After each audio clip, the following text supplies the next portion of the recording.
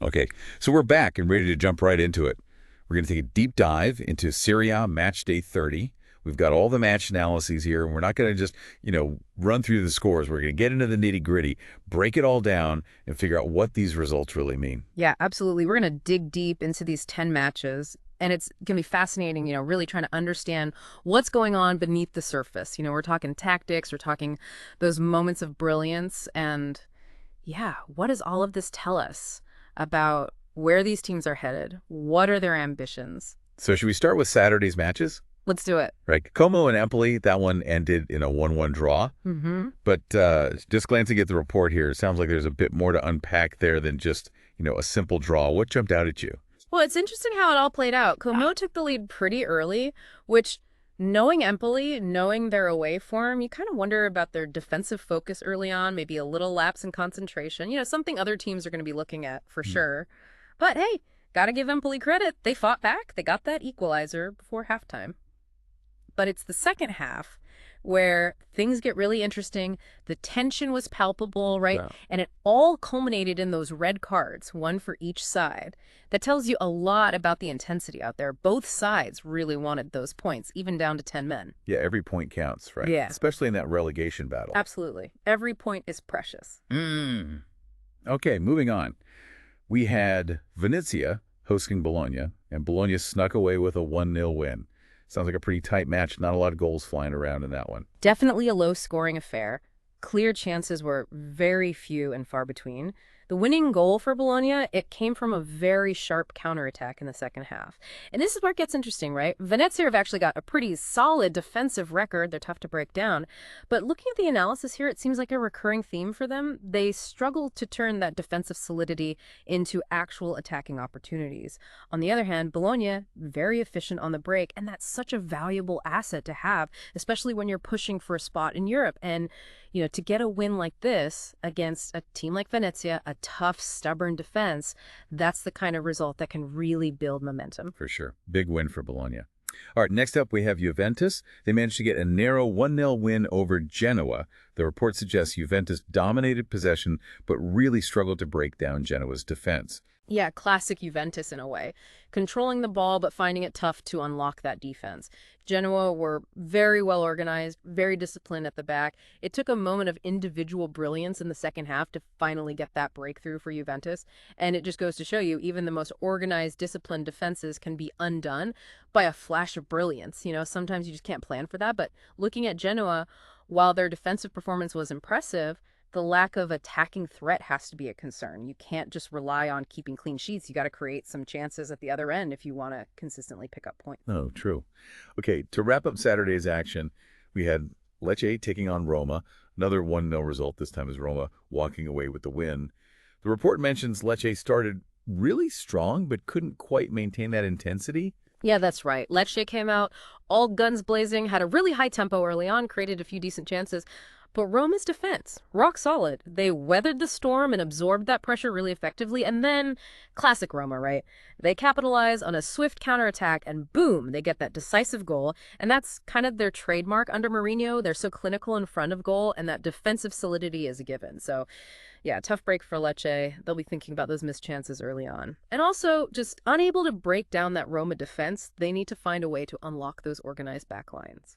Okay, so Saturday, it was all about those tight, close encounters. But then Sunday rolled around and things got a bit more, let's say, explosive, shall we? And we can kick things off with a very emphatic 3-0 victory for Cagliari over Monza. Now, that was a dominant performance. Cagliari controlled that game from the first whistle. They just created chance after chance. And that early goal, I think that really set the tone. It kind of rattled Monza. And they just never really recovered. They struggled to cope with the intensity, the attacking intent, everything. For Cagliari, scoring 3 goals, it's a massive confidence boost, right? For the attackers, for the whole team. And it's going to do wonders for their league position, too. But for Monza, this result really exposes some defensive frailties, their ability to deal with sustained pressure. That's something they need to address, for sure. Agreed. Big win for Cagliari. All right, then we had Fiorentina going up against Atalanta, another 1-0 scoreline, Fiorentina coming out on top. But this one sounds like it was a much closer affair, ultimately decided by a set piece. Yeah, much tighter match, much more evenly balanced. Both teams, they showed their quality, and that midfield battle was intense. But Fiorentina, they got their breakthrough, a well-executed set piece, a precise header. The report really emphasizes that. And look, Atalanta, they didn't just roll over. They pushed hard for that equalizer. They showed what they can do in attack. But Fiorentina's defense, they held firm. They were resolute. And that's a big win for Fiorentina against a tough opponent like Atalanta. They showed resilience, they showed discipline. For Atalanta, well, they'll be disappointed, but they can take some positives. They need to work on that finishing, though. Yeah, got to be more clinical. All right, next up we have Inter taking on Udinese. And this one, well, it was a thriller. 2-1 the final score, Inter getting the win. This sounds like a proper end-to-end action-packed match. High-octane stuff, for sure. Both teams went for it. Both teams really wanted to attack. Inter took an early lead, a well-placed shot, but Udinese, they hit back straight away, a brilliant strike. And the game just kept going at that pace, back and forth, chances at both ends. It was great to watch. But Inter, they just had that little bit extra, and they got that decisive goal in the second half. And this just shows you, right? Udinese, they're a team that can trouble anyone in the league. They have that attacking threat. But Inter, they showed that they can win in different ways. They can grind out results when they need to. It's that kind of quality that makes them real title contenders. As for Udinese, they'll be looking at those 2 goals they conceded. Maybe some defensive adjustments are needed. Definitely something to think about. All right, and now, the main event, the match everyone was waiting for, Napoli versus Milan. And it did not disappoint. 2-1 the final score, Napoli snatching the win in what's described as a truly high-quality, intensely competitive match. Yeah, this was the one, wasn't it? The match of the weekend. Yeah. And it lived up to the hype. Napoli, they struck first, and it was a stunning goal, just a glimpse of their attacking brilliance. But Milan, they're not going to just lie down. They hit back with an equalizer, showed their class, and the match stayed balanced throughout. Both teams were so tactically aware, and the chances kept coming. But in the end, it was Napoli who got that late winner. And that's a massive result for them, just huge for their confidence, for their lead position, everything. They're looking like the real deal this season. But hey, let's not forget Milan, they gave a great account of themselves. Despite the loss, they showed they're a force to be reckoned with. They'll be back. Yeah, I think we can all agree on that. Yeah. Okay, so Sunday was full of drama and excitement, but we've still got Monday's matches to cover. We had Verona against Parma, and that one ended in a goalless draw. It seems like both defenses were on top form, just completely shut things down. Yeah, a defensive masterclass from both sides.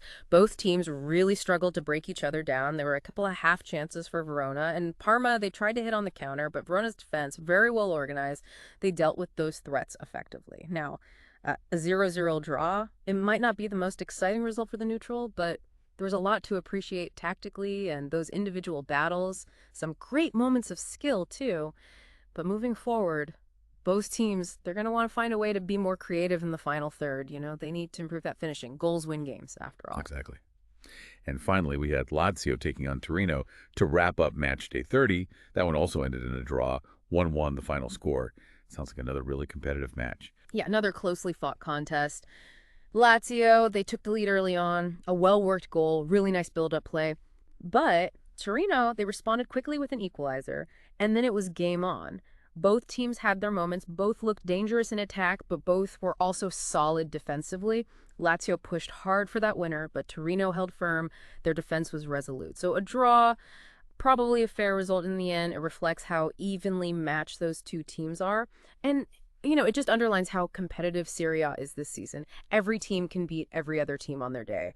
So for Lazio, they'll want to build on that performance, keep the momentum going. And Torino, they'll be aiming for more consistency. They have the quality. They just need to find that consistency to really push up the table. Right. So we've gone through all 10 matches, and wow, what a weekend it was. So much drama, so much intrigue, so much to unpack.